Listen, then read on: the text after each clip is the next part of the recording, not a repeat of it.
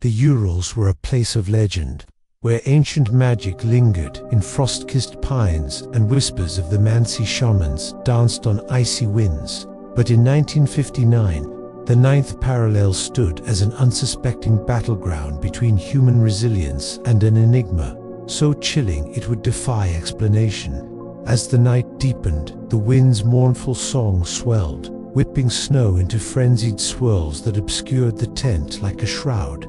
Inside, shadows writhed, distorted by the play of moonlight and imagination. Each hiker clung to sleep as a lifeline, yet it offered no solace from the encroaching dread.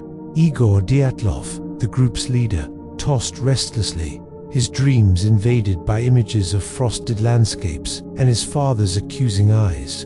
In the pale dawn, he sat up, heart pounding a rhythm of apprehension. The tent walls seemed to bulge, the hum now a menacing drone just beyond their refuge. A decision had to be made: stay put or venture out into the abyss. Igor's gaze swept over the huddled figures, their faces drawn and pale in the weak light. The tent walls sagged under an unseen weight. He knew they couldn't stay. It wasn't safe. Their only hope was to reach shelter. So began one of the most harrowing journeys of the century. Emerging from the tent, they were greeted by a spectacle of swirling chaos. Snow swirled, whipped into a frenzy by winds that tore at their clothes. Visibility dropped to mere feet, obliterating any sense of direction. The landscape, once familiar, now twisted into a labyrinth of white. They struggled on, their progress agonizingly slow, their breaths forming ghostly plumes in the frigid air. Then, as if in mockery of their plight, the storm abruptly ceased. The wind died down, leaving an eerie silence that amplified their pounding hearts. The clouds parted, revealing a sky of startling clarity. And then they saw it, a sight that both astonished and horrified them. Their tent, once a beacon of fragile safety, now lay slashed open, its canvas strewn across the snow like discarded skin. Fear coiled in their stomachs, tightening its icy grip. Whatever had happened to them in the night, it wasn't natural. This was an invasion, a violation of their most primal fears. And as they stood there, exposed and vulnerable in the heart of the frozen wilderness, they knew they were not alone. They pushed on, driven by a primal need to escape the desolate wasteland they now inhabited. But the deeper they went, the more the forest seemed to close in around them. The trees gnarled and skeletal, reaching out as if to grab and hold them forever. Then, there in the distance, a light flickered, a small, wavering flame that promised warmth and sanctuary. Hope surged through them, momentarily banishing the encroaching shadows. As they stumbled towards the light, their exhaustion and fear lending speed to their steps, the trees thinned, revealing a clearing and a sight that both exhilarated and terrified them. A hut, isolated and foreboding, stood bathed in the eerie glow of a fire. Relief flooded them. They had found shelter, or so they thought, for as they drew nearer, a heavy silence descended, broken only by the crackling fire and the sound of their own ragged breathing. The hut was deserted, yet a palpable sense of menace hung in the air, as if the very walls were watching, waiting. There was no sign of life, no indication of who or what might dwell within. Yet somehow they knew they weren't alone. The feeling pressed upon them, suffocating, inescapable. Paranoia tightened its grip. They turned to flee, but the forest's embrace was now a trap. Every tree seemed to mock their terror, every shadow to harbor unseen eyes. Trapped, they had no choice but to enter the hut, to confront the unknown within. But as the hikers entered the hut, they found no answers, only more questions. Inside, the dim firelight revealed a scene of unsettling emptiness. A table, chairs, a bed, all neatly arranged, yet devoid of any recent use. The hearth was cold, the fire long dead. There was no sign of a struggle, no indication of who or what might have occupied this place. Outside, the wind moaned, clawing at the wooden walls, sounding like a lament, a dirge for those who had vanished without a trace.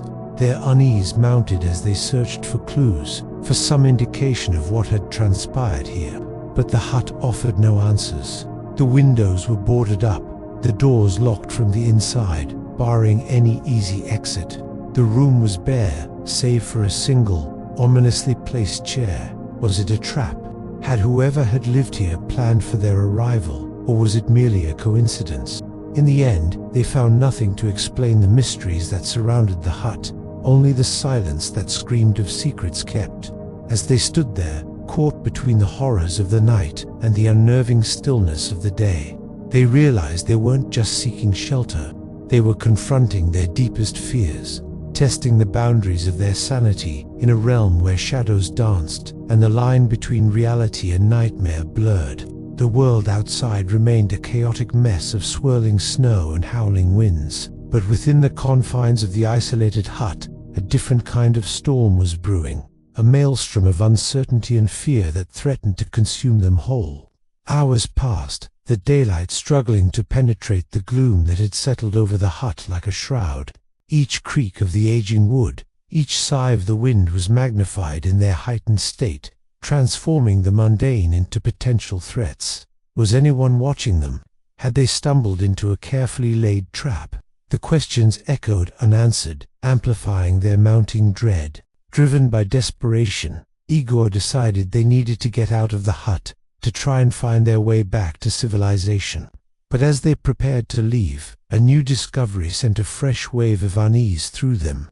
Etched into the rough wooden surface of the door was a single word: run. Written in what appeared to be charcoal, the message was stark, urgent. Was it a warning, a taunt, or a desperate plea from those who had been here before them? The implications were chilling. Whoever, or whatever had inhabited this place, wanted them gone. But why? And what did it mean for their own fates? Trapped in a nightmare of their own making, they grappled with the decision. Should they heed the warning and flee, or stand their ground, hoping the danger lay elsewhere? But as the minutes ticked by, the weight of the unknown grew, pressing down on them with an oppressive certainty. The urgency of the message resonated deep within them, whispering of a threat they couldn't see, but could feel closing in. As if in response to their quandary, a loud crash echoed from within the hut, followed by a guttural growl that seemed to shake the very foundations of their sanity. Whatever had been lurking in the darkness had revealed itself.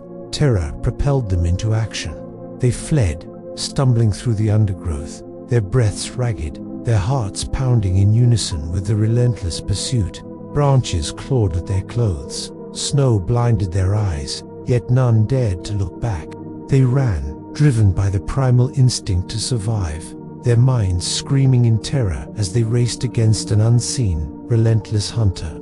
Their lungs burned, their legs screamed for respite, but there was no time for rest. Not when the echo of that guttural growl spurred them onward, promising a fate worse than death to those who faltered. With each crashing step, the forest seemed to conspire against them, its shadows deepening, its silence deafening, amplifying their terror. The finish line remained elusive, the promise of safety a mirage in the frozen wastelands. Then, as suddenly as it began, it ended.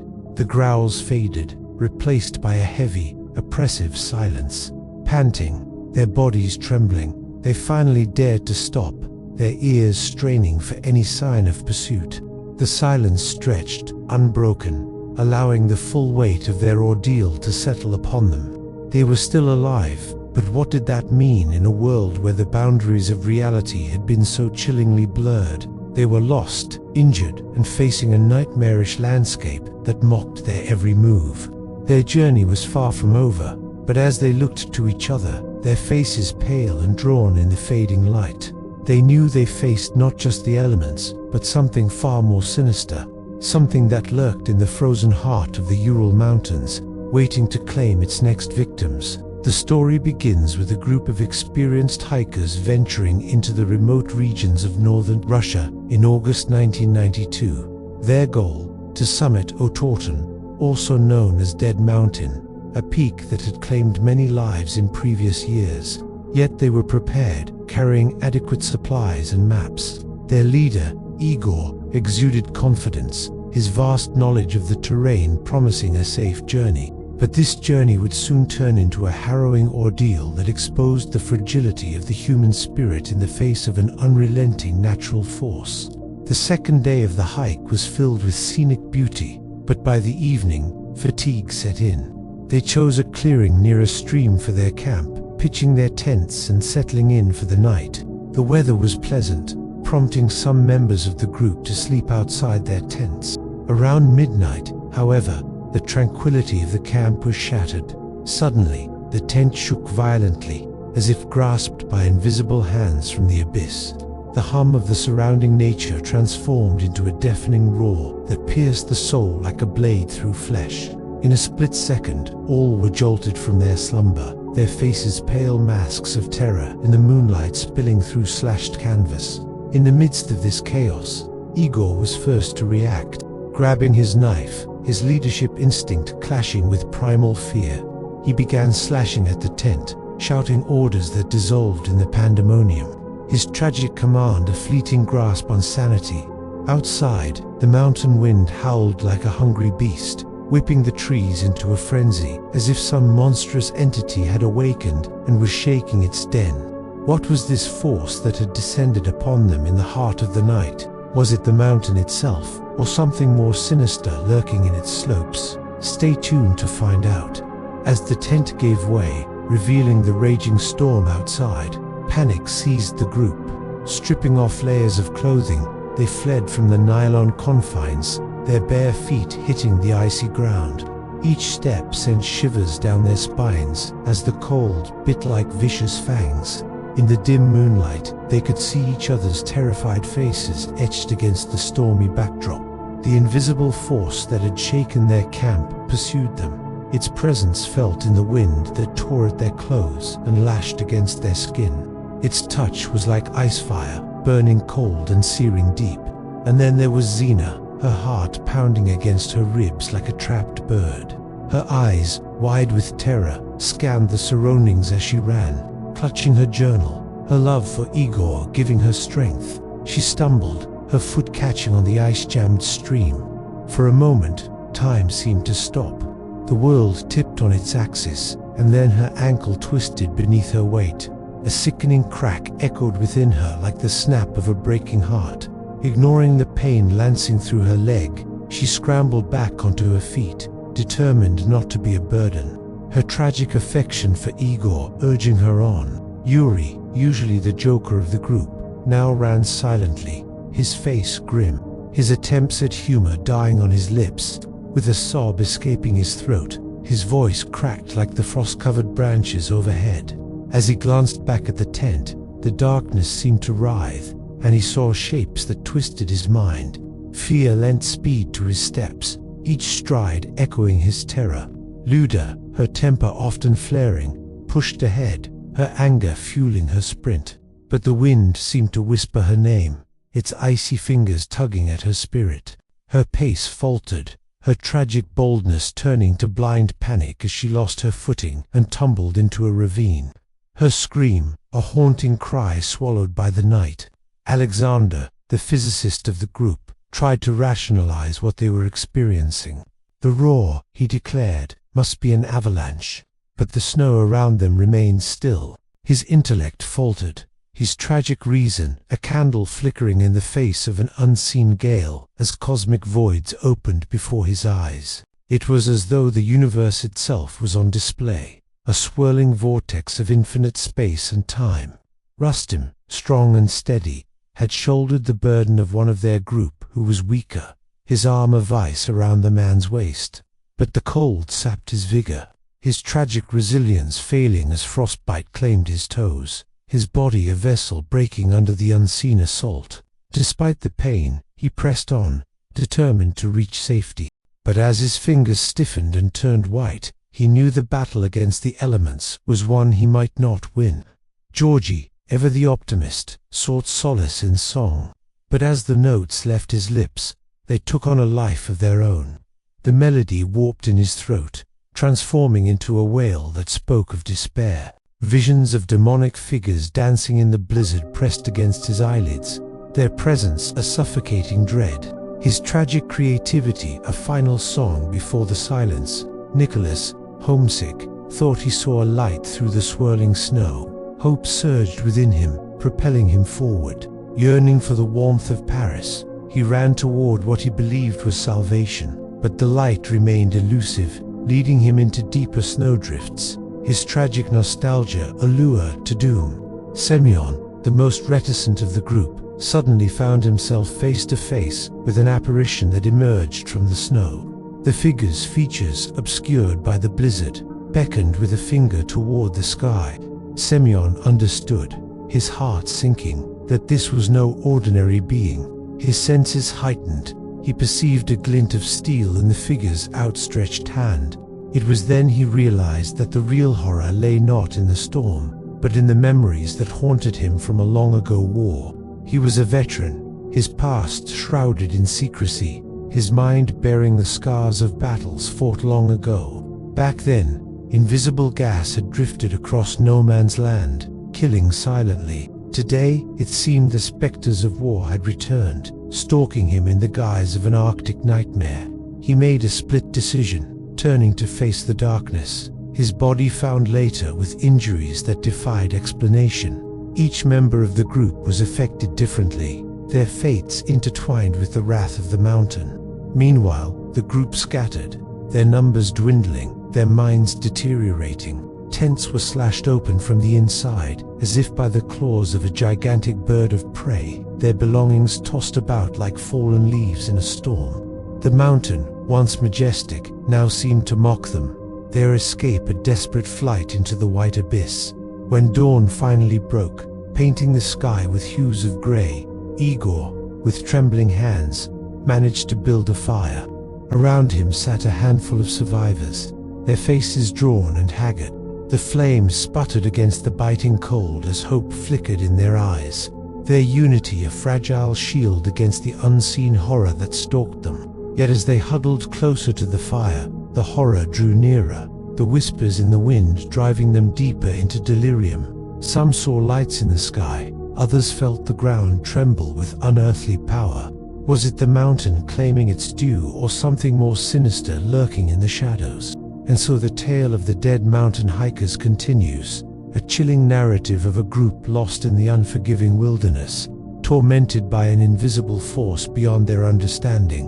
What will become of those who survived the night, and what is the true nature of the horror that haunts them? Stay tuned to find out. The night was like any other, peaceful, clear, moonlit, but in the end they would remember only one thing about it.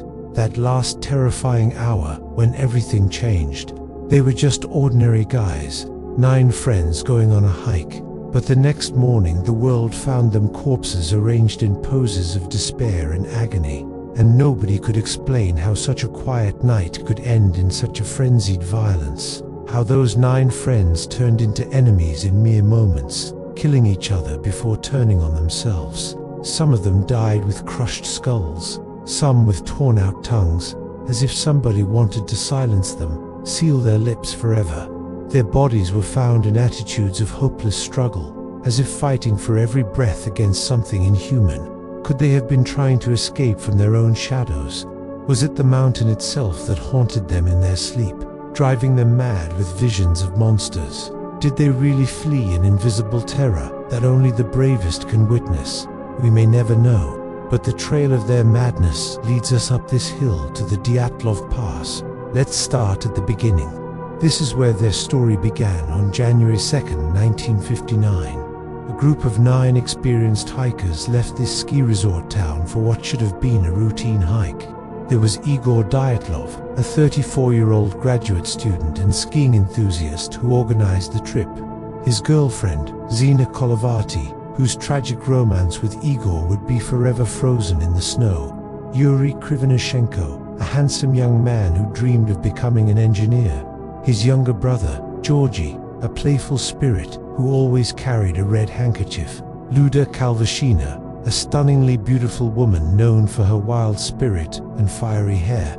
Alexander Zolotarev, intelligent and articulate, a master of languages. RustimSloboda.com, and Rational, a geological engineer, and 2 more, Nicholas Thibodeau and Semyon Zolotariev, friends who shared a passion for hiking and discovery. They were a mix of intellectuals, engineers, and sports enthusiasts, all with a thirst for adventure. They planned to explore the Autorten, meaning uncertain or treacherous. In the local Mansi language, little did they know that the name was a grim omen of what awaited them. For 5 days, they trekked through the Ural Mountains, enjoying the winter wonderland until they reached their final destination, the Autorten. It was here that their nightmare unfolded. On February 1st, they set up camp in a secluded valley. According to the official account, that evening they celebrated the imminent completion of their journey with alcohol and lively music. Yet a sense of foreboding hung over them, a premonition of the horrors that lay ahead. Suddenly, around midnight, a violent storm erupted, wind howling, snow swirling.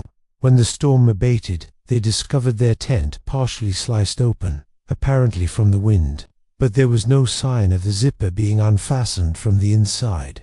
Most remarkably, their food supply was untouched.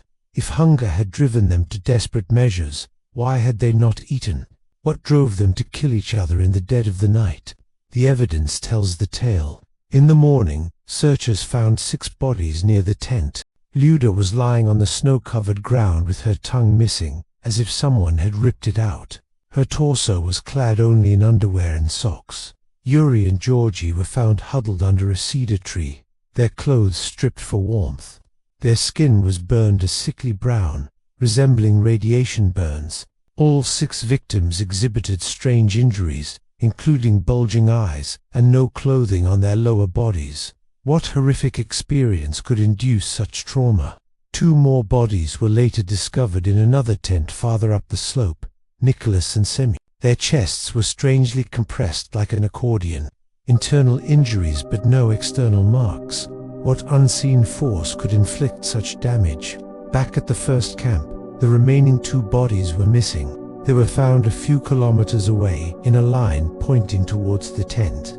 Alexander, the intellectual, his head smashed as if by superhuman strength, and Rustam, the strong one, his head missing. What relentless force could turn friends into mortal enemies, driving them to murder before turning on themselves? The scene was surreal, a tableau of horror.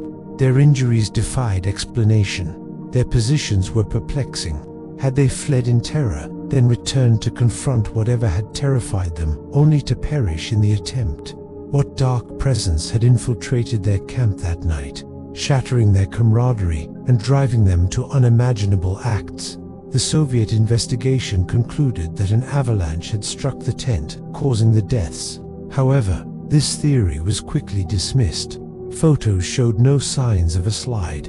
The tents were intact, but slashed from inside, and footprints led away from the campsite in a panic. No signs of struggle, yet injuries defying nature. What unseen terror had struck them down? Had the mountain's icy grip claimed them in a sudden fit of rage? Or was there a more sinister force at play? The Dyatlov Pass remained a mystery. The case was sealed as avalanche, the evidence buried along with the dead, but doubts lingered like shadows over the icy slopes. The story doesn't end there.